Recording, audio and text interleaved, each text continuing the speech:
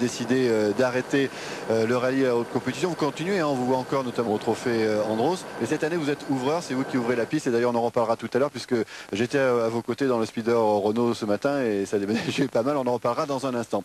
Jean, on va parler de ce rallye du Var que vous avez remporté déjà une fois. Oui, en 1992 avec une petite Clio Williams. Et c'est un rallye qui est bien adapté aux petites voitures. Donc on devrait avoir effectivement du spectacle et ça devrait bouger. Dans ce cadre magnifique ici, on se régale à l'idée de voir les voitures évoluer sur cette route qui monte sur le col du Cannelé. Et on va certainement passer un excellent moment avec ce dispositif dont je vous parlais tout à l'heure au moment des titres. On va revenir en détail là-dessus. Sachez qu'il y a donc 20 caméras, pas moins de 20 caméras qui vont restituer tout ce qui va se passer ici. Alors il y a déjà beaucoup de monde au bord de cette route qui se met au soleil. Voici la spéciale, elle fait 6 km 800 et il y aura donc une caméra embarquée sur un hélicoptère ou hélicoptère ici à gauche pour suivre les voitures avec une boule webcam. Et donc 9 caméras au sol, 3 au début. Et on pourra découvrir des paysages comme ici avec les îles situées au-dessus du col qu'on pourra découvrir avec les voitures. Et donc ces caméras disséminées tout le long de ce parcours. Il y aura au total donc une vingtaine de caméras. Les 5 voitures d'usine seront équipées chacune de 2 caméras embarquées. On entendra aussi les notes données par les copilotes à leurs pilotes. Quoique, Jean, dans l'ensemble sur ce genre de petites sections, de petites spéciales, généralement les pilotes ont eu le temps de mémoriser. D'autant que ce matin ils sont déjà passés par là. Oui, ils sont déjà passés, et puis avant le départ du rallye, ils sont passés une bonne dizaine de fois en reconnaissance pour peaufiner un petit peu leurs notes. Donc on peut dire que le pilote connaît à 95% le parcours, même si la radio de bord tombe en panne, ça ne l'empêchera pas de faire un très bon temps. Alors nous, avec Jean, nous serons ici au départ, à la Mole, au départ de cette spéciale. Et on retrouvera à l'arrivée, bien sûr, les pilotes qui seront en compagnie de Richard Dieu et de Bernard Daniche, qui sont là-bas, nous attendre à 6 km 800 de ce point de départ. Richard, vous êtes avec quelqu'un qui s'est déjà imposé ici également dans ce rallye du Var, avec Bernard Daniche. Oui, effectivement, avec Bernard Daniche, qui sait de quoi il parle, puisqu'il a gagné 3 fois ce rallye en compagnie d'Alain Mahé, qui est devenu l'organisateur de ce rallye du Var. Alors Bernard Daniche, on le sait, s'occupe plus de vélo et de cyclisme que de voiture. Alors on va essayer de ne pas s'en mêler les pinceaux. Bernard va parler de 55-11. Oui, de 55-11, on va plutôt parler de soupape. Mais reconnaissez que France 2 tombe bien aujourd'hui, car à quelques heures de l'arrivée, à quelques kilomètres de l'arrivée du rallye du Var, on ne sait toujours pas qui va être champion de France. Oui, ça c'est une grande incertitude. Et puis, disons que ça donne une accélération supplémentaire à cet événement incroyable, parce que c'est la première fois depuis que le monde des rallyes modernes existe, qu'une grande chaîne de télévision, à savoir France 2 et la Fédération française de sport automobile avec Jacques Régis, s'unissent pour mettre des moyens énormes à la disposition des passionnés du rallye et du sport automobile en général, et qui va nous donner ce très grand spectacle avec les moyens nécessaires à retranscrire et à faire passer le feeling que les pilotes vivent dans leur voiture, chose incroyablement difficile à faire passer pour les spectateurs. Et je pense que là, on va mieux comprendre la difficulté du pilote de rallye, du coéquipier, la difficulté de ces gens à évoluer sur des routes infernales avec des plaques de glissants, etc. Je pense que c'est un grand jour pour les passionnés de rallye, c'est une grande première, mais il faut vraiment en être conscient. Alors un petit regret, Lionel Chamoulot, c'est que malheureusement on ne verra plus, mais je pense qu'on aura le temps d'en parler pendant toute cette heure de retransmission, on ne verra plus l'an prochain les voitures d'usine de Renault et de Peugeot. C'est bien dommage, c'est un beau gâchis, mais je pense qu'on aura le temps d'en reparler tout au long de ce reportage. Oui, Lionel. Bien sûr, on va en reparler, Richard, puis on aura encore, c'est vrai, le plaisir une fois de plus de retrouver ces fantastiques machines. Il faut dire que les 5 voitures d'usine eh bien, sont en tête. Il y a effectivement les 2 Peugeot, les deux Renault, ainsi que la petite Saxo qui a été la sensation de cette saison. Alors justement, on parle de cette saison, c'est le 10e rallye de l'année, et sans doute que dans Stade 2 avec Richard, justement, vous avez pu suivre quelques de ce championnat de France qui était vraiment passionnant d'un bout à l'autre. Et ce que je vous propose, c'est avec Christian Choupin, eh bien, de vivre dans le détail ce qui s'est passé depuis le début de la saison, ce qui concerne donc ce championnat de France des rallyes. Lyon-Charbonnières, le premier rallye de la saison, une course en point d'interrogation. On s'attend bien sûr au duel Peugeot-Renault, mais il faut compter sur un autre constructeur. C'est l'apparition de la marque au chevron, la Saxo officielle, pilotée par Mago. Les meilleurs chronos sur les premières spéciales sont signés par les Renault avec Jordan. Victime plus tard d'une sortie de route, les Peugeot assurent le relais. Mago et sa Citroën sont en retrait, devant c'est la bagarre entre Panizzi et Delcourt. À l'arrivée, les frères Panizzi l'emportent à l'arraché avec 2 secondes d'avance au classement général. Après le Tour de Corse où les Peugeot ont récolté des points contre les 4 roues motrices du championnat du monde, c'est la ronde Sevenol.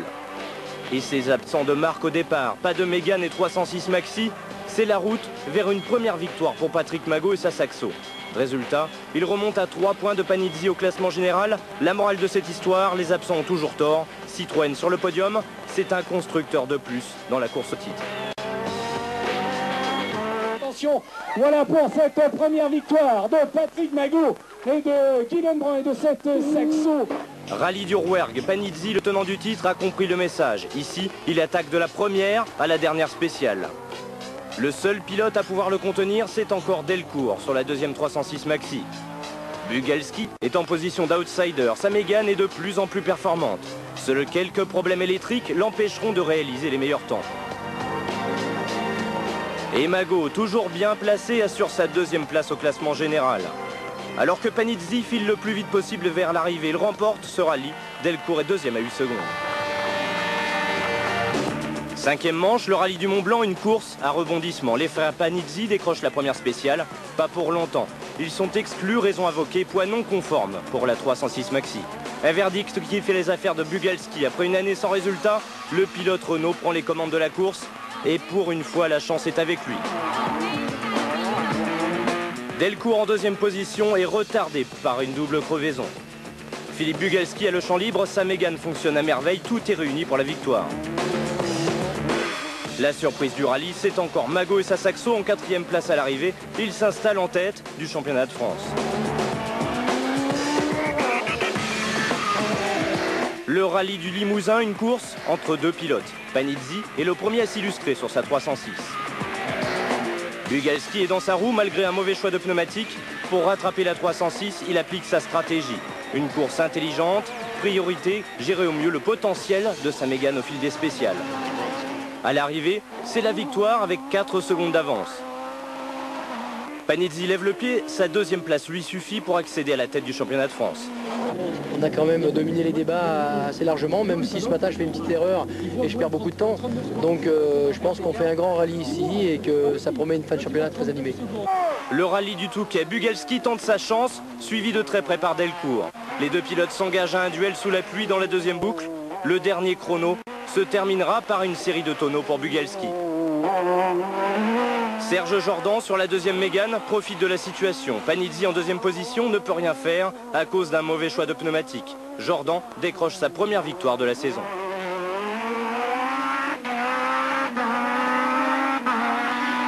Bon, il est évident que ça va mieux à partir de maintenant et j'espère faire encore 2 belles courses, un beau Cévennes, un beau Var pour bien terminer la saison et oublier complètement et faire oublier complètement tous ces ennuis du début de saison. Entre-temps, Sylvain Polo remporte le rallye d'Antibes devant Magot. Enfin, le critérium des Cévennes, une histoire de pneumatique.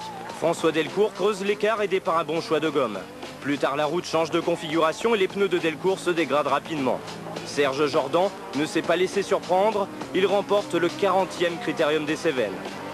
Au classement général du championnat, Magot a toujours 2 points d'avance.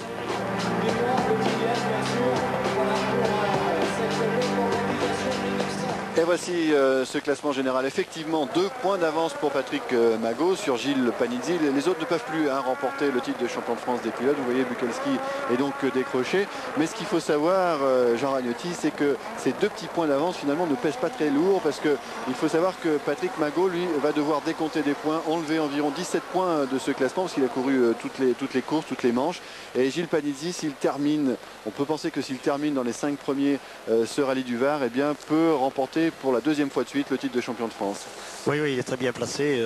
Il faudrait vraiment qu'il lui arrive une catastrophe, enfin il n'a pas de mécanique ou une petite sortie pour qu'il perde ce titre, mais je pense qu'il conduit assez prudemment jusqu'à maintenant et il gère sa place de 3e actuellement.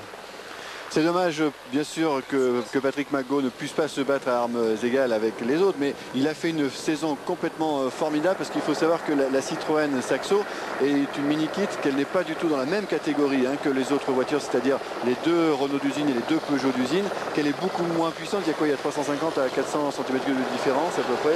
Oui, c'est une 1600, l'autre c'est une 2 litres. Voilà. Et on peut penser que la voiture de Magot a à peu près 220 chevaux, les autres voitures 285, 290 chevaux. Alors Jean, ce rallye du Var se dispute autour de Sainte-Maxime en 3 journées. Cela fait partie de ces rallyes du championnat de France où effectivement on se dispute la Manche sur 3 jours. Donc il y a au total 17 épreuves spéciales, il y a 266 km de spéciales. Et ils étaient 83 concurrents au départ. On va voir ce qui s'est passé hier et ce qui s'est passé ce matin grâce à ce montage de Jean-Bernard Contou. Sous le soleil de Sainte-Maxime, le public est jeune et enthousiaste pour voir Gilles Panizzi qui a bien envie avec sa Peugeot 306 de dévorer la petite Saxo de Patrick Magot. Panizzi prudent toutefois. Je vais me garder une petite marge de sécurité, c'est-à-dire lâcher quelques dixièmes au kilomètre. Mais néanmoins, je vais rester quand même très concentré parce qu'il le faut et je vais adopter un rythme dans lequel je vais avoir, je dirais, une assurance et en même temps un plaisir de piloter sur les routes du Var. Le sort du championnat est plus entre les mains de Gilles qu'entre mes mains, mais je pense que je sens bien le coup, je me donne 50% de chance, c'est pas mal quand même. Et il faut y croire, de toute façon, quoi qu'il arrive, la saison de Patrick Magot aura été exceptionnelle. Lui qui rend effectivement pas mal de puissance à son adversaire, Gilles Panizzi, qui hérite d'une 306 peut-être un petit peu plus sage qu'à l'habitude. Du coup, la victoire se dispute entre ceux qui n'ont plus de chance au championnat. Philippe Bugalski, pour les adieux officiels de Renault au rallye, décide d'attaquer. C'est lui le meilleur hier sur les routes varoises. Le voici Bugalski à l'attaque. Il profite en plus des malheurs de François Delecourt, panne de radio dans la première spéciale, puis problème de tube d'alimentation de ravitaillement. Bref, la poisse, mais une deuxième place tout de même à 24 secondes de Bugalski. Troisième, les frères Panizzi à 36 secondes. Quatrième, Jordan à 1 minute 33. Et cinquième, Patrick Magot, décroché à 2 minutes 38 du leader. C'est vrai que c'était pas trop favorable pour lui. Il aurait bien aimé avoir un petit peu de piste mouillée. Et ce matin, eh bien, changement de décor après le soleil hier. Le brouillard et l'humidité ce matin. Ça n'empêche pas Bugalski ici d'attaquer. Les autres aussi vont faire de même. Mais des conditions un petit peu difficiles pour commencer cette deuxième journée. Et c'est vrai que Patrick Magot se dit lui finalement si ça reste plus mal pour moi, mais on l'a vu, la piste a séché, la route a séché. Alors Philippe Bugalski a remporté la première spéciale, François Delecourt qu'on voit ici signe 2 meilleurs temps aujourd'hui, 2 meilleurs temps de suite, et Serge Jordan a remporté la dernière spéciale, celle justement aussi que l'on va vivre cet après-midi, c'est-à-dire celle de La Mole. Alors on va voir le classement après eh bien 9 épreuves, le classement général pour constater donc que Bugalski est en tête de ce 43e rallye du Var. Il possède maintenant 44 secondes d'avance sur François Delecourt. C'est encore possible pour Delecourt qui a bien envie de montrer aussi que Peugeot va quitter par la grande porte le championnat de France des rallyes. Gilles Panizzi, position d'attente idéale pour lui, il ne prend pas trop de risques, mais il reste dans le rythme des meilleurs pour ne pas se déconcentrer, pour être dans le coup, hein, Jean. Oui, l'écart qu'il a avec Serge Jordan est largement confortable. Et je pense qu'il va s'en tenir à cette place de 3e. Bon, Bugalski va lui aussi essayer de gérer un petit peu son avance. Alors là on est avec la double zéro qui a touché au sommet du col, comme nous montre Georges Gioffré ici. Il y a beaucoup de monde, on espère en tout cas que ça n'a pas eu de conséquences auprès du public. Il semblerait que ce soit juste une touchette. Oui, c'est une des voitures ouvreuses parce qu'avant le départ du rallye, donc il y a 3 voitures qui passent. La 0 passe 10 minutes avant le premier concurrent, la double 0 20 minutes et la triple 0 30 minutes. Voilà, donc là on suit la 0 qui est actuellement en train de gravir le col du Cannelé, mais donc il y a une petite touchette pour la double 0. Et vous justement, Jean en parlait tout à l'heure, vous avez la triple 0. Oui, j'avais la triple 0 jusqu'à il n'y a pas longtemps, oui. Puisque maintenant je suis avec vous. Et bon, ce sont des voitures qui sont là pour avertir les spectateurs de commencer de se garer sur le bas-côté. Et parce qu'ils savent que les voitures vont arriver bientôt. Justement, on va aller faire un petit tour en haut à l'arrivée avec Richard et Bernard, car on le dit, il y a beaucoup de monde. Est-ce qu'il y a beaucoup de monde, Richard, à l'arrivée de cette spéciale? Bah écoutez, pas encore, parce que d'abord les premières voitures ne sont pas passées, et puis nous sommes là au point stop et non pas sur la spéciale en elle-même. Donc les spectateurs, les connaisseurs sont carrément dans le col, mais il n'est pas exclu que tout à l'heure on voit beaucoup plus de monde. Et de toute façon, dans le Var ou dans les Cévennes ou autre part, il y a toujours, il faut le dire et le répéter, Bernard, beaucoup de monde sur les rallyes du championnat de France. Oui, c'est un sport extrêmement populaire au bon sens du terme et il y a beaucoup de routes d'accès sur les épreuves spéciales. Donc les gens qui sont des passionnés de fonctionnement du rallye, de visuel, donc ils vont vraiment sur l'épreuve spéciale. Ils ne sont pas à l'arrivée où finalement le spectacle est terminé puisque les pilotes s'arrêtent au point stop. Mais sur l'épreuve, hier, j'ai tout suivi avec Alain Mahé en hélicoptère et il y avait vraiment des grappes de 5000 personnes, 10 000 personnes au point stratégique du rallye. Il y a beaucoup de monde et des gens assez disciplinés justement. À force de rabâcher, il est évident qu'il y a quand même un certain danger. Les gens commencent à s'autodiscipliner et il faut le rappeler, ce sont des voitures de course. Il faut que les spectateurs se mettent en haut des talus et hors d'atteinte d'une possible sortie de route.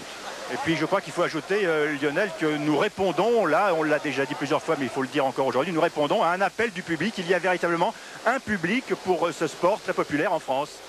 Ah ouais, vous avez raison de le dire, Richard, et d'ailleurs c'est vrai que c'est agréable de constater à quel point ce public est déjà très présent. Là nous sommes sur la ligne de départ et regardez, il y en a même qui sont installés carrément dans les arbres. Il faut dire que c'est pas idiot de se mettre dans les arbres, parce que d'une part on voit mieux et en plus si jamais il y a une voiture qui sort un peu, on est protégé car ça peut toujours arriver. Et en plus ce sont des arbres qui ont un tronc en liège, donc ça doit pouvoir renvoyer un peu plus loin la voiture. Alors voilà donc la 0 qui continue donc de gravir le col du Cannelé. Pour vous dire que la première voiture de course, celle de Philippe Bugalski, va partir dans 7 minutes maintenant. Ce sera donc à 35. Et justement on parlait des sensations que l'on a comme ça en grimpant bien, le long de ces petites routes varoises. Là c'est vraiment typique de ce genre de rallye, ce que l'on voit actuellement. Eh bien, Jean, ce matin, a eu la gentillesse de me faire monter dans la voiture qui sert donc à ouvrir ce rallye, la Speeder Renault, et on va donc vivre à bord tout ce qui se passe quand on grimpe là-haut jusqu'au Cannelé, là où les spectateurs s'amassent en ce moment. Alors donc on va vous proposer une reconnaissance de cette spéciale que nous allons suivre en direct. Ragnotti et puis dans le rôle du copilote Lionel Chamoulot, j'avoue que je l'envie beaucoup. Alors Bernard, est-ce que le copilote peut faire gagner ou perdre une course à un pilote? Un pilote, le jour où il est vraiment en forme, il gagne tout seul son rallye, mais un copilote peut lui faire perdre une épreuve en totalité en faisant une erreur de fonctionnement. Mais enfin, les torts sont toujours partagés et les victoires sont communes, quoi qu'il arrive. Les images tout de suite, vous allez voir, ce sont véritablement des documents extraordinaires que cette reconnaissance avec Ragnotti, qui est peut-être le pilote le plus spectaculaire de ces dernières années. Regardez. Alors on va carrément être en situation pour repérer cette spéciale, c'est 6 km 800 avec Jean Ragnotti et on est dans le speeder Renault qui marche au double carburant, hein. On peut préciser ça au départ. Voilà, c'est un speeder Renault qui est équipé du GPL, c'est Elfan Argas qui a développé ce GPL sur cette voiture-là. Et depuis le début de la saison, je fais toutes les ouvertures de rallye et les performances d'ailleurs sont très bonnes. Ça marche normalement. Dans 15 secondes, eh bien, on va partir sur cette spéciale que vous allez vivre en notre compagnie dans un instant, notamment avec les 5 meilleures voitures du championnat de France. Ben, nous on est prêts, on est à 5 secondes maintenant du départ. Alors on va vivre bien cet événement pour vous. C'est parti. C'est parti. Alors, premier virage à gauche à fond. La route est un petit peu humide parce qu'il a plu, il y a eu une petite averse tout à l'heure. Alors le droite sur le pont est en deuxième, un peu glissant le gauche derrière, toujours en deuxième. Là, les voitures du rallye mettront la 5 et le gauche à fond en 6 ou à peine soulagé parce que c'est humide. Ça, là, c'est la seule épingle de la montée pratiquement. Alors l'épingle. Voilà, petite attaqueux. Et c'est bien passé, impeccable. Et là, bien sûr, il y avait du monde parce que les gens savent que c'est ici qu'on tire sur le frein à main, voilà, et qu'il y a du spectacle. Moi, je me suis servi j'ai mis la première et j'ai lâché un embrayage brutalement pour bloquer les roues arrière. Ça m'a évité de tirer le frein à main. D'accord. Là, virage qui ferme un petit peu, double virage à gauche en troisième, 50 mètres. L'en droite deuxième qui referme en première.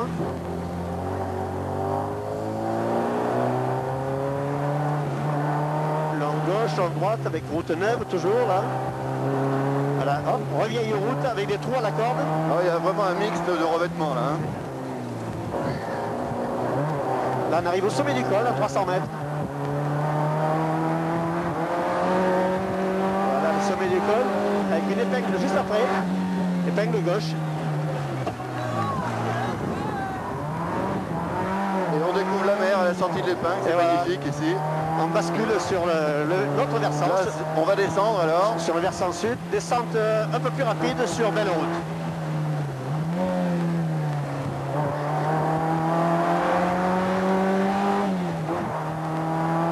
Nous sommes entourés d'arbres lièges. Ça amortit peut-être les chocs, c'est une sortie de route. Faut penser à tout. Hein. Ah ouais. Très long virage à droite qui referme un petit peu à la fin. Ah ouais. Avec des pierres à la corde, avec risque de crevaison. On n'a pas le droit de mettre la roue dans la bordure là. Hein. Pas trop. Peut-être que sur le spécial courte comme ça, une crevaison ne ferait pas basculer le rallye parce que la perte de temps serait très faible. Mais sur une des spéciales plus longues du rallye, là, ça jouerait un rôle très important. Ouais. Ouais, parce que les plus longues font au-delà de 30 km, effectivement, si on crève en début de spécial, on est mal. Là, on perd d'un coup 3 minutes et là, c'est foutu. Alors que là, une crevaison ici, c'est 30 secondes de perdu. Une autre épingle gauche en descente.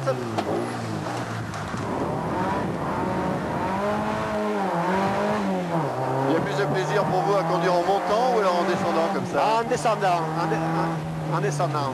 Parce que ce Speeder Renault est strictement de série et donc il n'a pas une puissance extraordinaire pour propulser la voiture très très vite dans la montée. Par contre en descente, très amusant à piloter.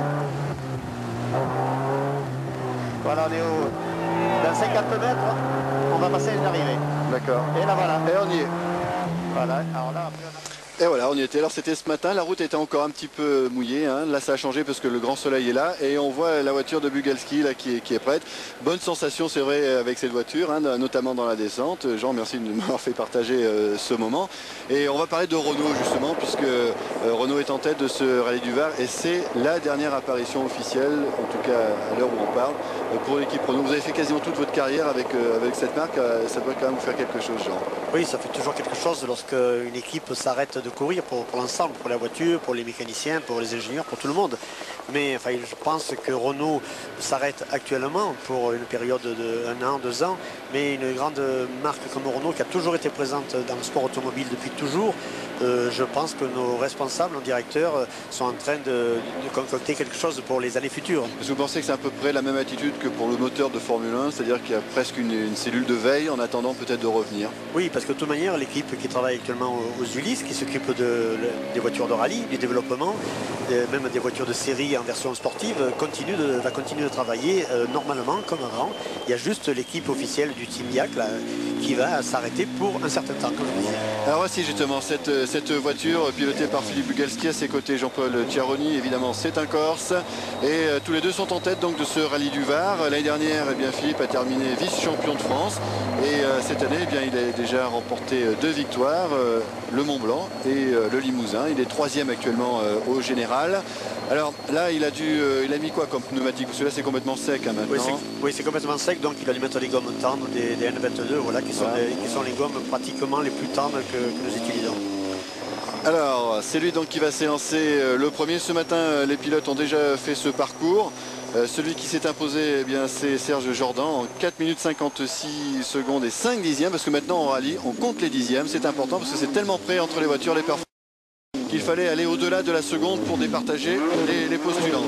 Donc elle est prête, cette voiture à s'élancer, cette Renault Maxi Mégane. 285 chevaux, ça y est le départ, avec l'anti-patinage démarrage. Et il y en a besoin. Voilà, c'est parti, le chronomètre s'est déclenché. Alors là, c'est le début du virage en seconde, là. Toujours seconde. Il va mettre la 3e à la sortie de l'appui. Voilà, après, il va y avoir un gauche totalement à fond. On a entendu le petit bruit du limiteur. Il est à plus de 8500 tours. Le freinage à l'appui, il va y avoir l'épingle droite, la première épingle droite relativement longue mais étroite. Alors, on l'a vu tout à l'heure hein, quand on était dans la voiture de compagnie, il y a beaucoup de changements de revêtement de surface, hein. Il y a des portions qui ont été complètement refaites, beaucoup plus lisses. Parce que c'est une spéciale et une route qui s'utilise depuis très très longtemps et donc elle n'a pas été totalement refaite. Alors, ils ont refait seulement les endroits qui étaient dans le plus mauvais état. Donc ça fait à peu près 30% de route neuve sur la montée du col et dans la descente, par contre, elle est toute neuve. Donc dans la montée, là pour l'instant, Philippe Bugalski qui est très en forme hein, depuis le début de ce rallye du Var. Il faut dire que lui n'a plus aucune chance d'être champion de France. Ce qui l'intéresse, c'est la victoire ici dans ce rallye, dans cette dernière manche du championnat de France.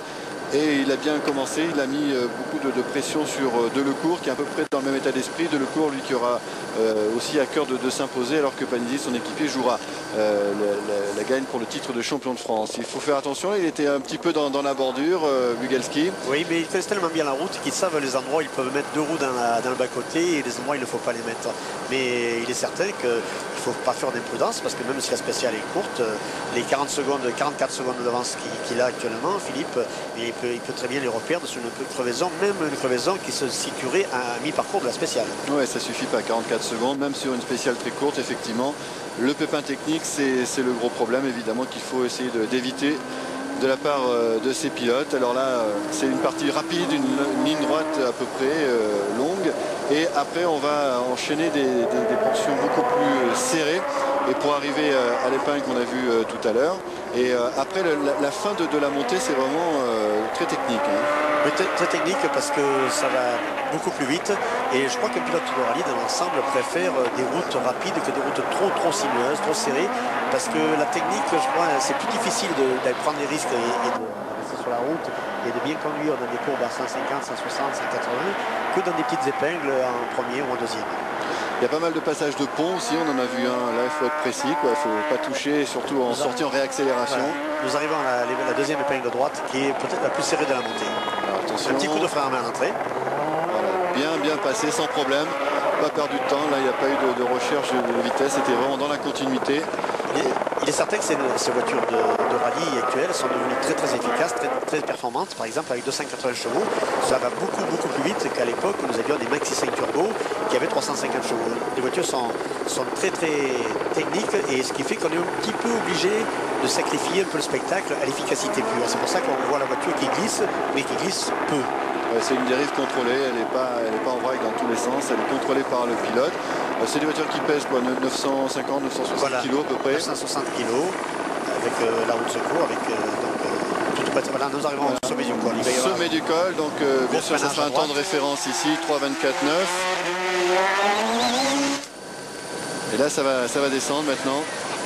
Voilà, maintenant c'est la descente rapide. Et les voitures du Team Diac n'ont pas pu, enfin, ne pourront pas gagner ce championnat de France parce qu'en début de saison, Peugeot a dominé le championnat début de saison parce que les Renault ont connu quelques petits problèmes techniques, mais depuis la mi-saison, c'est Renault qui domine et qui se sont partagés avec Serge Jordan, Philippe Bugassi et Serge Jordan se sont partagés les premiers en place, mais malheureusement un tout petit peu trop tard. Mais les voitures ont atteint un degré de fiabilité maintenant où on voit pratiquement toutes les voitures d'usine terminer toutes les courses. Ouais.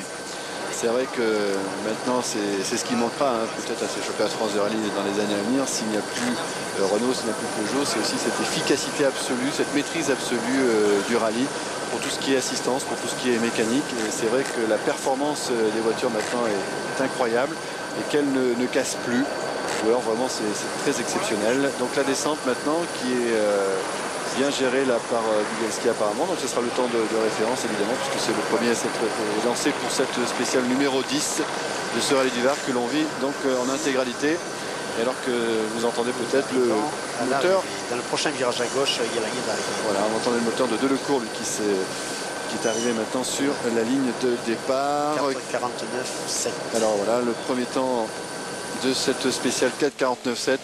Pour Philippe Bugalski qui en termine donc et que l'on va peut-être retrouver aux côtés de Richard Diot pour avoir ses premières impressions, savoir comment il a vécu cette spéciale.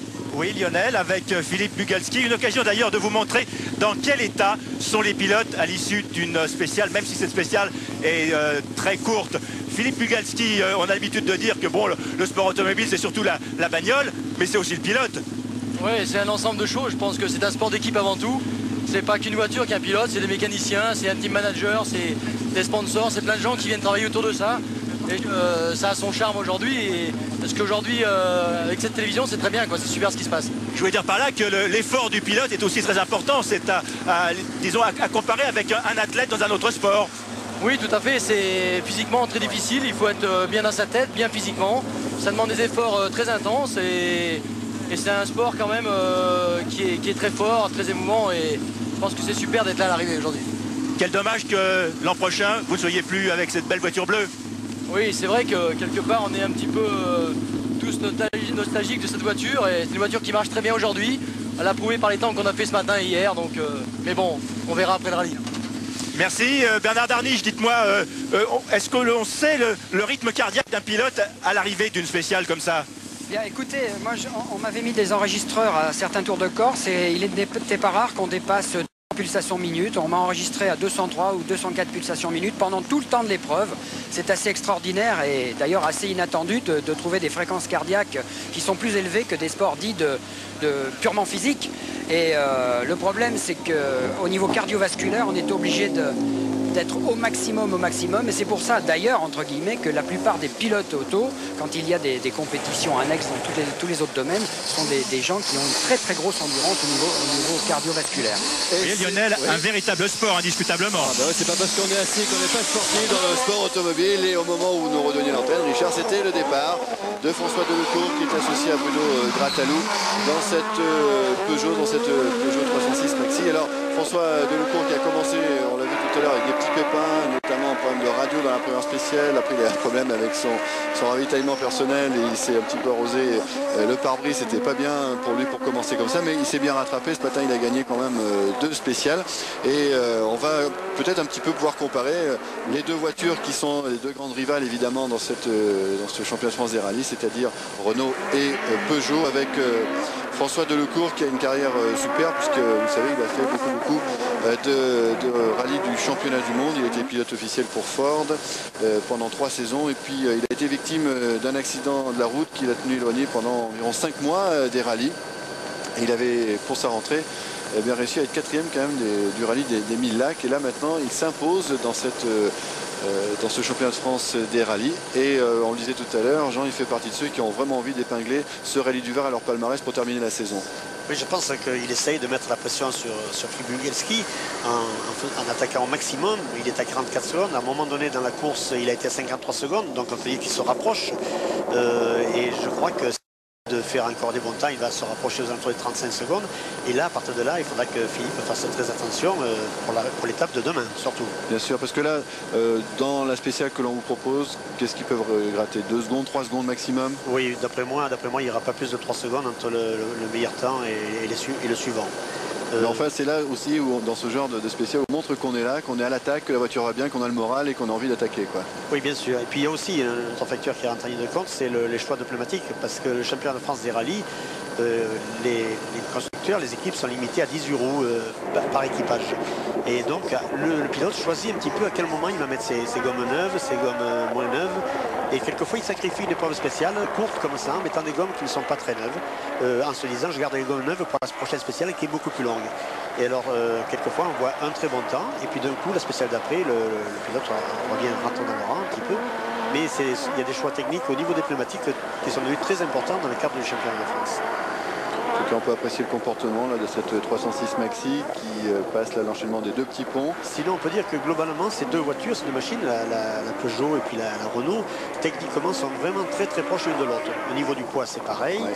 Au niveau de l'emplacement de la motorisation, c'est pareil. Là, on vient de passer l'épingle à droite, pareil, un petit coup de frein à main comme le Gasquet tout à l'heure. Et donc, ce sont des voitures vraiment, la largeur de voie, la longueur, enfin, tout est vraiment très très proche. Et justement, il donne véritablement les constructeurs la puissance réelle de la voiture, parce que sur les dossiers de presse, il est marqué 270 ou 275 chevaux, on est peut-être au-dessus quand même. Disons que c'est à peu près. À peu près, hein, voilà. À peu près, mais c'est pas à 20 chevaux près, c'est à 7-8 chevaux près, mais c'est pour ça que je dis à peu près. Alors on va s'approcher du temps intermédiaire, donc pris en haut du col. Tout à l'heure, Bugelski avait réalisé 3,24,9. On va voir si François Delecourt, qui est donc associé à Bruno Gratalou, qui a piloté avec Bruno Sabi notamment. Attention. Hop là. Non, j'ai perdu. C'est plus. Il y a 1 seconde et 1 dixième d'écart. 3,26. Donc c'est toujours Philippe Bugelski qui a le meilleur temps. Ça va être difficile pour lui de rattraper cette petite seconde d'écart dans la descente peut-être. Oui. Mais comme je disais tout à l'heure, l'écart ne devrait pas dépasser 3 secondes sur l'ensemble de la spéciale. Et là on va voir que peut-être on va avoir besoin d'aller jusqu'au 10e de seconde pour départager certains pilotes. On est passé au 10e de seconde parce que depuis 2-3 ans, les rallyes commençaient d'être tellement serrés qu'on se disait il va falloir faire quelque chose pour départager les concurrents, parce qu'à l'arrivée il y avait quelquefois il n'y avait qu'une seconde d'écart. Et c'est pour ça que les organisateurs du championnat de France, la fédération française, a pensé à mettre un chronométrage au 10e. Le temps à battre, c'est 4,49 et 7 secondes. Alors là, on va voir Ouais, c'est ça, 80, il a 80. On va voir si dans la descente, il est en mesure de reprendre un petit peu de temps. Là aussi, c'est une épingle. Là, il a pris très à la corde, un peu plus à la corde que Philippe. Donc ça peut faire gagner un demi-dixième. Il est à l'attaque, François Delecourt, c'est sûr. Peut-être plus à l'aise, effectivement, dans la partie descendante que dans la montée du col.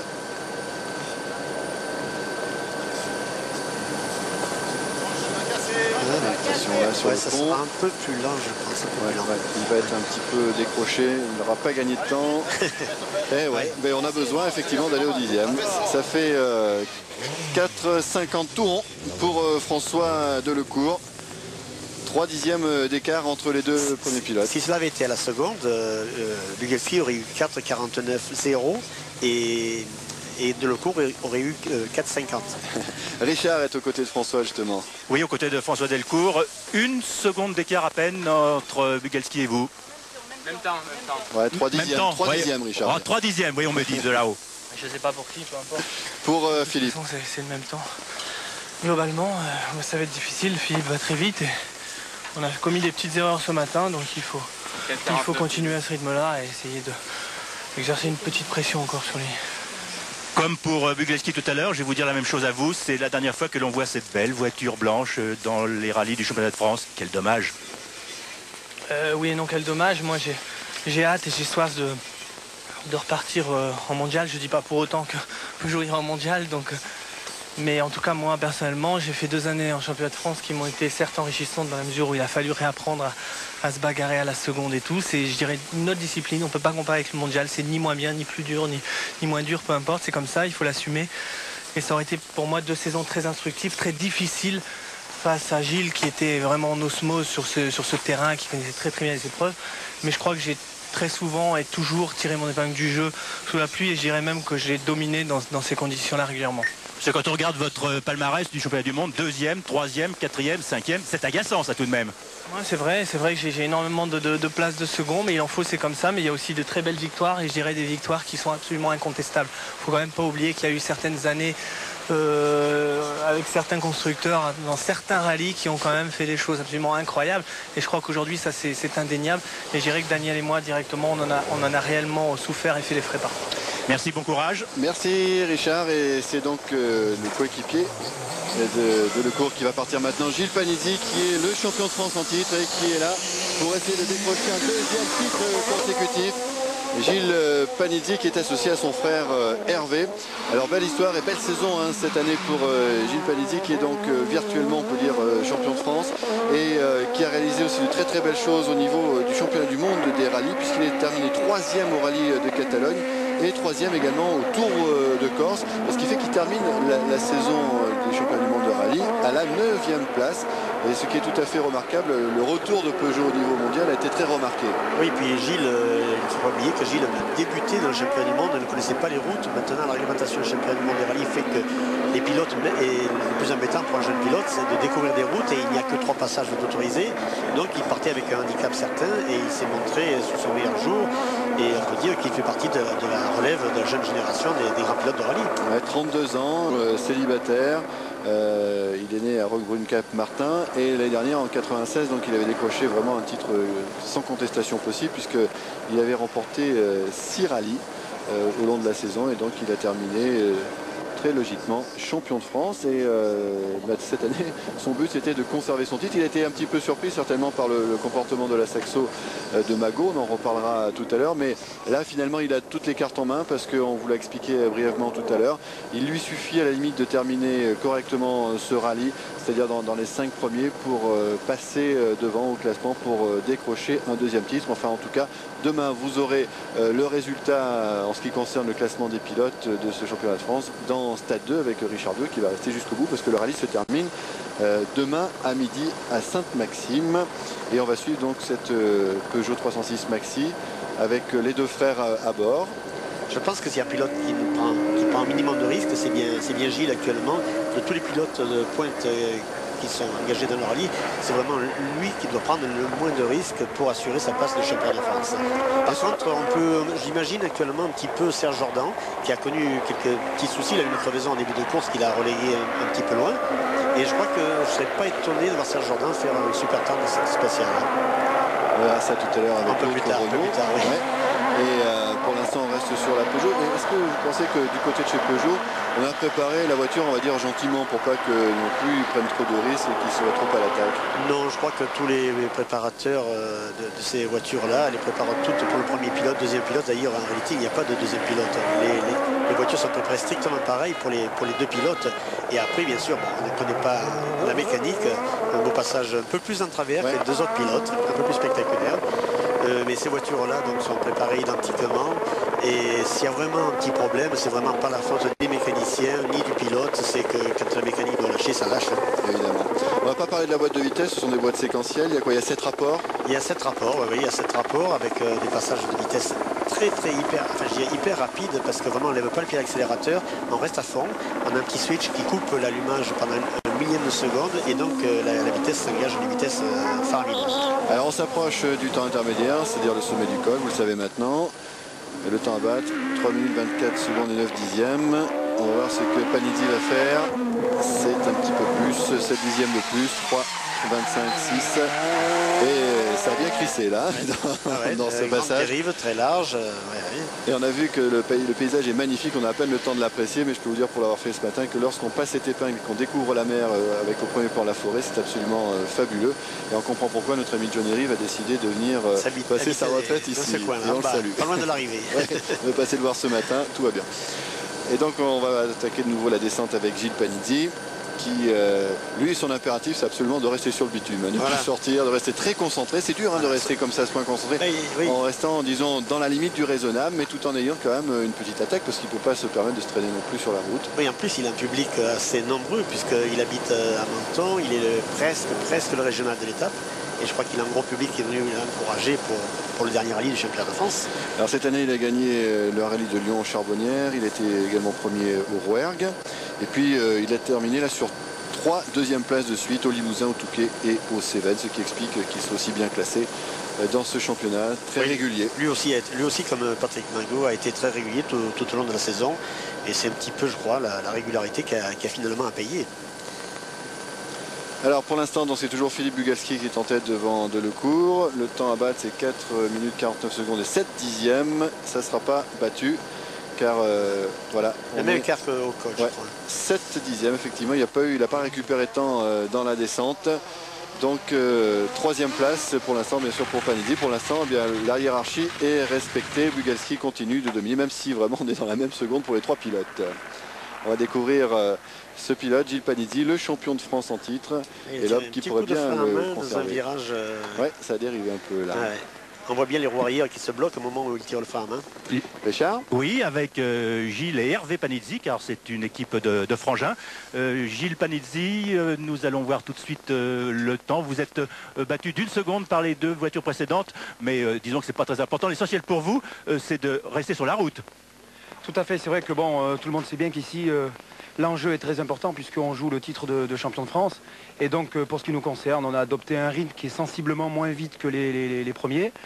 Et l'objectif, évidemment, c'est de rentrer demain midi au terme de ce rallye du Var pour essayer de remporter cette couronne. Parce que disons que Magot en tête du championnat de France, ça fait pas très sérieux depuis quelques temps. Ben, disons que c'est pas que ça fait sérieux, mais bon, c'est vrai que c'est les circonstances de course qui font que Patrick Magot est en tête, donc c'est très bien, je suis très content pour lui parce que c'est un garçon très sympa. Et ici, on va quand même essayer d'être, nous, un peu plus sérieux et de corriger le tir. Merci. Bernard Darniche, vous êtes toujours avec nous, vous êtes notre consultant ici sur ce rallye du Var, vous avez gagné 3 fois. C'est vrai que Magot, avec une petite 1600 cm3 qui bat les 2 litres, ça faisait pas très sérieux. On va remettre les choses au point tout à l'heure. Mais c'est bien, c'est encourageant. Oui, non, mais c'est bien entendu. C'est grâce à Magot, en fin de compte, si le championnat de France est aussi passionnant. Voilà, et ça prouve que par le système de fonctionnement du championnat tel qu'il est, et puis les aléas de la compétition, on arrive avec des petites voitures, et c'est quand même très encourageant pour toute la foule des passionnés qui sont là, parce qu'il y a 160 engagés, et ailleurs, il y en a autant dans les rallyes régionaux. C'est quand même une très très belle carte à tous les gens qui n'ont pas beaucoup de moyens avec des petites voitures, et ça démontre que dans une discipline où il y a de très grands professionnels, les petits ont aussi leur mot à dire, entre nous les petits.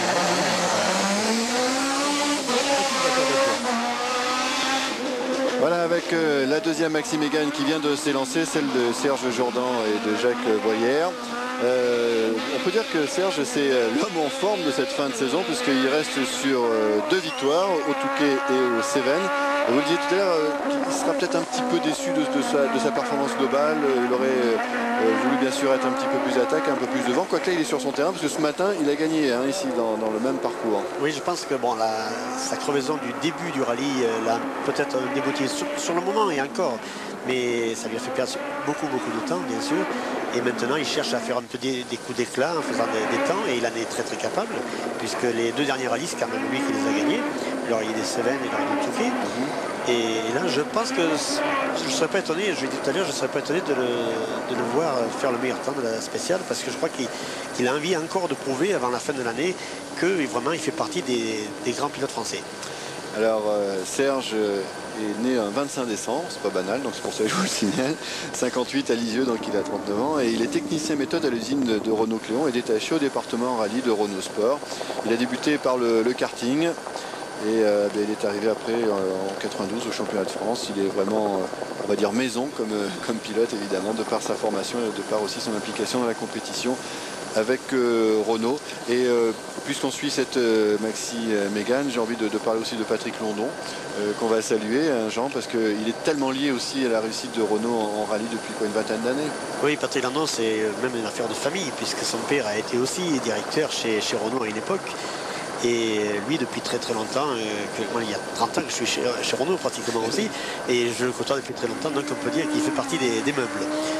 C'est un team manager très sympa, qui a toujours bien managé ses pilotes, et qui doit être triste de cet arrêt. Cet arrêt, comme je disais, j'espère provisoire, mais c'était un grand team manager. Et on nous souhaite beaucoup de réussite dans ces nouvelles attributions, puisqu'après il va s'occuper du patrimoine Renault. Il va constituer une sorte de musée du sport Renault. J'espère qu'il ne me mettra pas dans le musée. non, il est encore dans le présent, Jean, bien sûr. En tout cas, elle a l'air à son aise, ici, à l'œil, comme ça. Oui, c'est Maxi Mégane, comme je disais, on progressait beaucoup dans l'intersaison. Le début de saison a été un petit peu délicat, mais depuis le milieu de saison, en suspension, nos ingénieurs ont énormément travaillé et maintenant la voiture est au top niveau. Elle est l'épingle. Là, il est passé propre, ça y est, propre. Il n'a pas tiré le frein à main, il a bien ralenti l'auto, il a mis la première et il a été très efficace, je dirais. Alors un petit peu de soleil là pour continuer la montée et au haut du Canadel, on va voir le temps intermédiaire dans quelques instants, dans une vingtaine de secondes maintenant. Est-ce que ça va être mieux que son équipier Bugelski? On n'a rien parié financièrement tous les deux, mais enfin... mais quand même.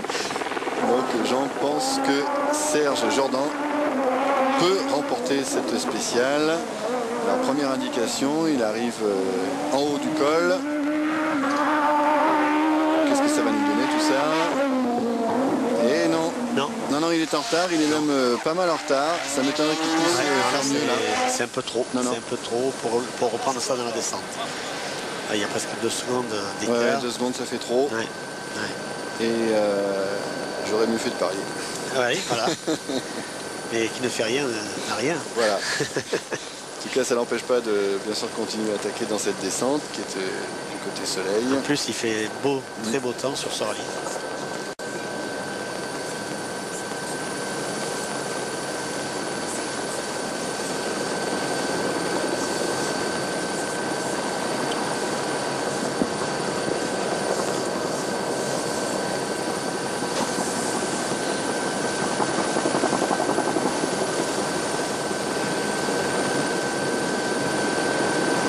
Et vue du ciel, donc on dirait un petit jouet là qui se déplace sur l'asphalte, cette Maxi Mégane.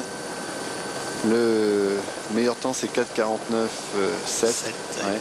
Peut-être que Serge, comme je disais tout à l'heure aussi, n'a peut-être pas choisi du pneu très frais. Et en espérant jouer sur la spéciale qui suit, qui va avoir lieu dans presque 1 heure, qui sera plus longue et peut-être plus intéressante au niveau de l'écart du chrono. Parce qu'il faut savoir que cette spéciale, c'est la plus courte du rallye, les 6 km 800. Il y aura une 4,59. Voilà, il a rattrapé un petit peu dans la descente. Ouais, il a fait 7 dixièmes, mais ça n'a pas été suffisant. Il a raté sa montée et c'est donc lui qui a perdu du temps, il n'a pas pu le rattraper. Donc Serge ne peut pas faire ce qu'il a réussi ce matin, à savoir réussir le tout meilleur temps dans cette spéciale. Le temps pour lui d'enlever son casque et sa cagoule. Et on revoit quelques belles images de cette spéciale, avec ici notamment François Delecourt. Voilà, on est avec Serge. Oui, Lionel, avec Serge, celui que je pourrais qualifier comme le pilote de fin de saison, puisqu'après une série d'abandons et d'ennuis, il a gagné les 2 derniers rallyes du Touquet et des Cévennes. Alors comment expliquer que le même pilote et la même voiture peuvent, à quelques semaines de différence, faire des éclats? Si vous le permettez, d'abord, je salue tous les Normands qui sont devant leur poste de télévision. Faites comme chez vous, oui. C'est le moment d'en profiter. Bonjour à tous. Et puis, oui, c'est vrai que le début de saison a été difficile pour nous, des problèmes techniques, une nouvelle équipe. Il a fallu que tout ça se mette en marche et se rôde.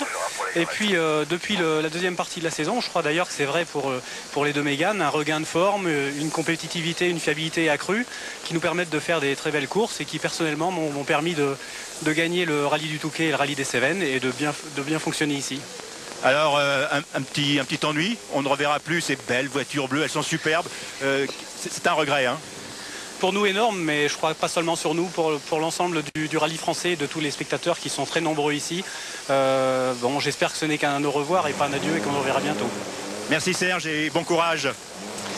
Et voici donc bien le trouble fait de la saison, c'est la Citroën Saxo Kit-Car avec Patrick Magot qui est associé à Michel Perrin, qu'on connaît bien. Michel Perrin notamment parce qu'il a couru avec Châtrieux, mais aussi parce qu'il a remporté beaucoup de Dakar, 3 Dakar avec Pierre Lartigue. Il a encore remporté aussi le Paris-Moscou-Pékin. Attention, ça va partir pour la Citroën qui est pour l'instant en tête du championnat, vous le savez, mais ça ne sera peut-être pas suffisant. En tout cas, elle est partie à fond, cette petite Saxo, qui a donc créé la sensation, car c'est pas du tout le même style de voiture, déjà ça se voit à l'œil, hein. Et puis c'est pas la même motorisation, c'est une 1600 cm3, c'est pas le même poids non plus. Voilà. Et nous on est ravis de retrouver les caméras embarquées donc avec Perrin. Parce qu'en plus on a la chance, parce que Patrick Magot est le pilote qui se défonce le plus au volant. Enfin, visuellement, quand on le regarde conduire, on a l'impression qu'il va mordre le volant, qu'il va manger le micro. Et il est très, très marrant à voir dans les voitures. D'autres pilotes sont un peu plus cool, enfin avec des réactions plus douces, mais lui vraiment c'est pas beaucoup. Et d'ailleurs on le voit dans son comportement, dans sa façon de baisser la tête, de serrer les dents là. Et ce n'est pas une critique, c'est ce que j'ai dit. Non, c'est son style, c'est son style. Voilà, il est comme ça, Patrick. Et il profite là des notes de Michel Perrin. Lui qui a donc gagné un rallye cette année, ça c'est une grosse performance hein, par rapport à la différence de puissance. Il s'est imposé dans la ronde Sévenol et il a terminé aussi deuxième du rallye d'Antibes et il a tiré le maximum de ce qu'il pouvait tirer de sa voiture. Oui, parce qu'il savait bien sûr au départ du championnat qu'il serait barré par les deux Maxi Mégane et les deux Peugeot. Et donc il a fait le maximum avec sa voiture, mais il a joué la régularité. Ça a marché. Il a été placé très très souvent et très bien placé. Alors on sait que Renault et Peugeot ne seront pas officiellement représentés l'année prochaine. En revanche, ce sera le grand retour de Citroën avec Fréquelin qui va être ravi de retrouver l'asphalte aussi, après sa parenthèse sur les pistes sablonneuses du Dakar notamment. Et là il va revenir avec une équipe qui va sans doute dominer la saison prochaine. Oui, je pense, parce qu'ils vont avoir bien sûr beaucoup moins d'adversaires que ces 2 dernières années entre Renault et Peugeot. Ils vont être un petit peu trop tout seuls. Mais enfin, je pense que c'est leur première année sur l'asphalte. Et je crois que la Citroën va avoir besoin de travailler. Et ça va leur servir d'expérience si par hasard, si après l'année suivante, ils ont envie de faire le championnat du monde, par exemple. Inutile de dire qu'évidemment cette Saxo va remporter sa catégorie, pas de problème, puisqu'elle domine largement. Et ça aurait été quand même, d'ailleurs il le répète à chaque interview pour Patrick, une expérience incroyable cette année. Il est ravi de sa saison et ça lui donne vraiment un gros moral pour la suite de sa carrière. Là, on voit bien que Michel Perrin est en train de lui demander où est le sable, où est le sable. Oui, pour Patrick Magot, c'est un retour, disons, en forme, parce que je pense que pour l'année prochaine, il n'a pas trop souci de se faire. Il sera de nouveau au volant d'une Citroën. Et il a eu quand même une période où il a eu un peu moins de travail pendant quelques années. Il a fait beaucoup d'essais. Et c'est un juste retour des choses. Voilà, on perçoit à peine les recommandations du copilote à son pilote. Mais évidemment, vous comprenez la concentration qu'il y a. Regardez le regard de Perrin, de Michel Perrin. Il faut lui essayer de rester calme, de rassurer tout le temps son pilote qui lui, regardez, est à l'attaque en permanence, s'exprime au volant. Ça prouve que c'est quand même le sport automobile, enfin le rallye est un sport complet où la concentration est très difficile parce qu'on est vraiment toujours à 1 cm, 2 cm des bordures, des ravins, des arbres. Donc on est obligé d'avoir une concentration qui fatigue énormément. Alors ça continue de monter, on va arriver au temps intermédiaire. Mais de toute façon, il ne le battra pas, hein, oui, là, déjà dépassé. Il ne peut pas, il ne peut pas faire grand chose. Il va faire 3,35, quelque chose comme ça. Donc il ne pourra pas revenir sur Philippe Bugalski qui va remporter encore une spéciale. Je crois que Philippe, je l'ai vu tout à l'heure, il m'a dit qu'il était très satisfait de sa voiture et j'ai l'impression qu'il va vite avec une grande facilité parce que sa voiture est bien réglée. Lui, il a pris l'avance qu'il fallait en début de course et je crois que maintenant, il a une confiance très importante en lui-même et dans sa voiture.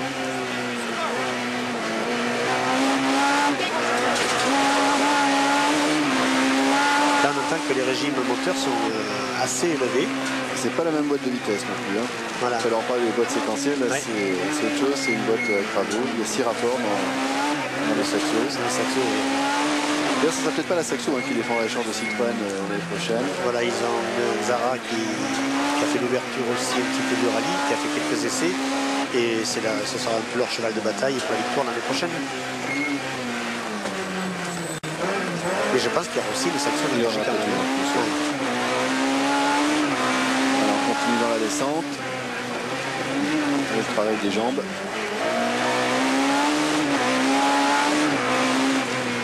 Très expressif. Ouais. C'est vrai, il est très expressif au volant. À l'arrivée, on devrait le voir souffler comme un bœuf. Ah ouais. Et là, ça va, ça fait que 6 km 800 parce que tout à l'heure, Bernard Darniche nous disait qu'à la grande époque du rallye d'hiver, il y avait des spéciales qui faisaient 90 km. Oui, effectivement. Et qu'on arrivait à dépasser 4 ou 5 voitures comme ça. Voilà, c'est fini. 5 minutes 04. C'est pas mal, bien sûr, pour la voiture, mais c'est pas suffisant pour l'inquiéter. Les 4 voitures qu'on a suivies tout à l'heure, les 2 Mégane et les 2 306. Mais en tout cas, on s'est rendu compte vraiment de ce qui se passait à l'intérieur. Tant qu'il reprenne un petit peu son souffle, Patrick Magot, et il va pouvoir nous raconter ce qu'il a vécu. Oui, Patrick Magot est à côté de nous. Patrick Magot, grâce à qui ce championnat de France aura été passionnant jusqu'au dernier kilomètre. Si vous n'aviez pas été là, il y a longtemps que Panizzi probablement aura été sacré champion de France. Oui, c'est grâce à la Saxo et surtout à toute l'équipe Citroën Sport. Nous, on est les pilotes et l'équipage. On fait tout ce qu'on peut à bord de cette voiture et qui est géniale à conduire. Et ben, c'est une saison avec tout plein de réussites. Et c'est pour ça qu'on mène la vie dure aux grosses voitures. Et bon, le rallye n'est pas fini et on espère encore. Au Cévennes, vous m'avez dit c'est un adorable petit jouet. Pourquoi un petit jouet? Un petit jouet parce qu'elle est petite par rapport aux grosses voitures qui sont devant. Mais elle est quand même 5e au scratch à l'heure actuelle, derrière les 4 grosses et devant beaucoup de grosses voitures derrière. Et c'est un adorable petit jouet parce que c'est une voiture qui est magique, on en fait ce qu'on veut et ça fait des temps fantastiques. En tout cas, Patrick Magot, vous, en revanche, on vous retrouvera l'an prochain au volant d'une Citroën. Vous êtes l'un des rares pilotes de premier plan à ne pas changer ni de voiture ni de couleur l'an prochain. Nous vous souhaitons beaucoup de chance dans cette nouvelle saison qui se présente. Bernard Darniche, je crois que depuis votre époque, les voitures ont beaucoup changé. Elles sont beaucoup moins puissantes, mais en revanche, beaucoup plus difficiles à conduire. Je crois. Pour quelle raison? C'est contradictoire, ça? C'est un peu un paradoxe, justement. Plus les voitures sont efficaces et moins elles ont de puissance, plus elles sont tendues sur leur trajectoire et leur efficacité au niveau du châssis. Et elles deviennent extrêmement compliquées à conduire parce qu'elles sont toujours au bout de leur performance et il n'y a absolument pas de réserve de puissance. En plus, ce sont des tractions avant qui ont une tendance à vouloir s'ouvrir, c'est-à-dire ne pas prendre le virage, à vouloir aller tout droit. Et là, ce sont de très très grandes difficultés qui ne sont pas retranscrites d'une façon concrète. Mais vraiment, les pilotes sont en état de danger perpétuel avec ces voitures. Voilà Lionel, on a réussi tous les deux à ne pas vous parler de vélo pendant quelques temps, c'est un exploit. Hein. C'est pas mal, parce que Bernard, c'est sûr, c'est comme vous, c'est un vrai passionné. Et il connaît aussi bien la région à vélo qu'en voiture ici, ça c'est clair. Alors, on va demander Georges Geoffrey de nous montrer le classement de cette spéciale pour constater, vous l'avez aperçu sans doute tout à l'heure, qu'il y a 3 pilotes dans la même seconde et c'était vraiment une vraie raison de passer au 10e de seconde, parce que là on est resté donc dans la même seconde entre Bugalski, Delecourt et Panizzi, alors que l'on suit pour l'instant l'évolution de Montagol et de Savignoni. Jean-Pierre qui est un Corse. Alors voilà donc ce que l'on disait, meilleur temps pour Philippe Bugalski et Chiaroni en 4 minutes 40. 7 dixièmes, et donc derrière avec 3 dixièmes d'écart avec Delecourt et 7 avec Panizzi. Donc cette spéciale, bien c'est clair, n'aura pas bouleversé les choses. De toute façon 6 km 800 ne pouvait pas gagner beaucoup, mais c'était une façon de montrer qu'on était en forme et que la voiture marchait bien. Donc au classement général, ça veut dire que Philippe Bugalski garde le commandement de ce rallye du Var. Il a désormais un peu plus de 44 secondes d'avance. Il a 44 secondes et 6 dixièmes, je crois, d'avance. Enfin bon, on verra ça plus précisément tout à l'heure. Et Gilles Panizzi est toujours 3e, toujours dans cette position d'attente qui lui convient sans doute parfaitement. En plus, il a devant lui François Delecourt. Tout va bien pour lui et tout va bien sans doute pour son futur titre de champion de France. Oui, je pense que la course, en plus il fait beau là maintenant. La météo, ça s'améliore au fil des heures.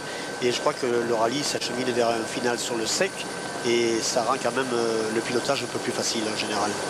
Alors là, on suit des voitures qui n'ont pas la possibilité de changer la hiérarchie de ce championnat, parce qu'il faut savoir qu'au début d'un rallye comme le rallye du Var, il y a environ 83 concurrents qui s'engagent. Il n'en reste plus que 53 au départ de cette spéciale. Il y a donc les 5 voitures d'usine qui dominent assez largement ce championnat de France. Et puis derrière, on a des voitures des privés qui font un gros effort, d'ailleurs qui travaillent remarquablement, mais qui ne peuvent pas prétendre rivaliser. Là, nous tombons actuellement sur les meilleurs pilotes amateurs du championnat de France, et ce sont eux qui font briller en général le championnat de France. Que le nombre d'amateurs est le plus important au départ des rallyes par rapport aux pilotes d'usine, bien sûr. Jean-Pierre Manzagol est un pilote corse qui a énormément brillé chez lui en Corse, et il continue de courir avec de très bons résultats. En tout cas, il montre ici sur cette épingle à droite en montée là, qui est très spectaculaire, qu'il a un sacré coup de volant aussi, même s'il y aura 3-4 secondes d'écart au temps intermédiaire, et peut-être un petit peu plus. Peut-être un peu plus, je dirais, peut-être un peu plus. Écoutez, on va sans doute se quitter sur ces images-là, en vous rappelant qu'on a essayé de vous montrer donc en continu une spéciale de championnat de France des rallyes. C'était une première sur France Télévisions. On aura peut-être l'occasion de retenter le coup et de ce championnat est passionnant. D'ailleurs, vous avez quitté cette année le volant du championnat de France, mais vous étiez souvent au bord des routes. Jean, vous avez pu constater qu'il y a toujours autant de monde qui se précipite au bord de la route pour voir passer ces voitures. Ça vit bien finalement ce rallye. Ben oui, j'en profite pour dire ce que je voulais dire sur le championnat de France des rallyes. Il y a des rallyes, le rallye du Var a beaucoup de spectateurs, mais il faut pas oublier que des rallyes comme les Cévennes, le rallye du Touquet ont entre 200 et 300 000 spectateurs, ce qui prouve quand même que le succès du rallye est très très important en France. Et ça m'a fait très plaisir de voir que France 2 retransmettait ce rallye aujourd'hui pour prouver au public français que le rallye est vraiment une discipline très belle. Alors quelles sont les filières pour arriver à piloter en rallye? Parce que très souvent, ce sont de véritables passionnés, mais est-ce qu'il y a une formation qui est possible? Est-ce que, je sais pas, des jeunes qui ont envie de passer du karting à ce genre d'exercice peuvent trouver des moyens de s'affirmer, d'apprendre à conduire en rallye? Oui, c'est une question de passion. Moi, j'ai eu l'occasion à une époque de faire du circuit et du rallye. Ma passion m'a orienté vers le rallye pour plein de raisons, pour le côté convivial, pour l'ambiance, pour plein de choses que je ne trouvais pas tout à fait dans le circuit. Mais c'est vrai qu'actuellement, il y a beaucoup de possibilités de s'en sortir très bien en circuit, alors qu'en rallye, il y a peut-être un peu moins d'école de pilotage. Alors les jeunes, la plupart des jeunes qui débutent, commencent un petit peu en achetant une voiture qu'on appelle groupe N, c'est-à-dire voiture de série, et ils démarrent avec des petits moyens dans des rallyes régionaux qui sont beaucoup plus courts que le rallye du Var. Et donc ils essaient de briller dans leur département, dans leur région, et puis si ça marche bien, ils sortent de leur région et puis ils progressent comme ça en cherchant quelques sponsors à droite à gauche et en faisant des résultats, en se faisant connaître. Et en fait c'est un petit peu pareil que le circuit, mais c'est une démarche un petit peu différente en ce qui concerne quand même les résultats, parce que malheureusement le rallye était un tout petit peu moins médiatique jusqu'à aujourd'hui. 14-6 d'écart, effectivement, c'est assez conséquent pour cette voiture de Manzagol et Savignoni, alors que sur la ligne de départ, c'est De Meyer, Dominique De Meyer associé à Patrick Ferré qui se présente. Maxime Georges Mégane disait que aussi. c'était des régionaux d'étape de Meyer ici. Et c'est effectivement une bleue, une Maxime Mégane. Il est de Grasse. C'est pas très loin d'ici. Une petite à 3/4 d'heure d'ici. Et il connaît bien le coin. Et il peut de temps en temps emprunter ses routes assez régulièrement.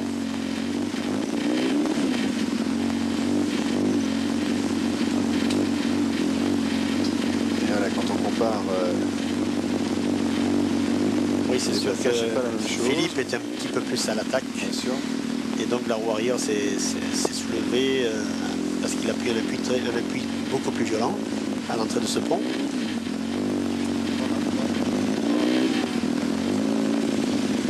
Ben voilà, avant de se quitter, Jean, on va peut-être une dernière fois regarder le classement de ce rallye du Var après la spéciale que l'on vous a proposée, avec donc toujours Philippe Bugalski qui est en tête et qui conforte ainsi très légèrement avec 3 dixièmes d'avance sa première place au classement général, mais ça n'a pas bougé, donc toujours Bugalski, Delecourt, Panisi, Jordan et Magot.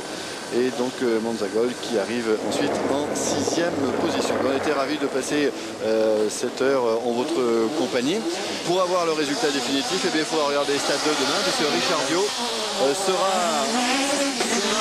à l'arrivée de ce rallye du Var demain à Sainte-Maxime. Et avec Pierre Sled et toute l'équipe, on vous tiendra au courant du déroulement final de ce rallye du Var. Et on vous aurait le nom du vainqueur du championnat de France des rallyes.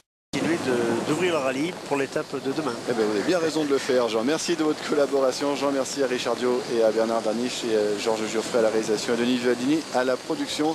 Merci Gérard et bon après-midi. C'est les îles là-bas qui sont loin, les îles du Levant, Port-du-Gros. Enfin, vous connaissez bien la région aussi. Hein. Ah oui, des terrains d'entraînement en vélo. Il faut faire tout ça en vélo, c'est bien. Lionel, qui disait au revoir à côté de vous, là, la main qu'on vient de voir là? Écoutez, j'ai pas son nom, mais j'ai pas envie de lui dire. Je connais pas. Je sais pas si c'est quelqu'un du public. Ça fait partie des petites joies du direct, ça. Attention, il arrive carrément sur mes genoux. Faut pas dire des trucs comme ça parce qu'il devient fou là. Allez, voilà. Vive le rallye. On va au revoir aussi. Alors. Merci. Voilà, vive le rallye. Merci. Ok, merci. Allez, à très bientôt, Lionel. Tout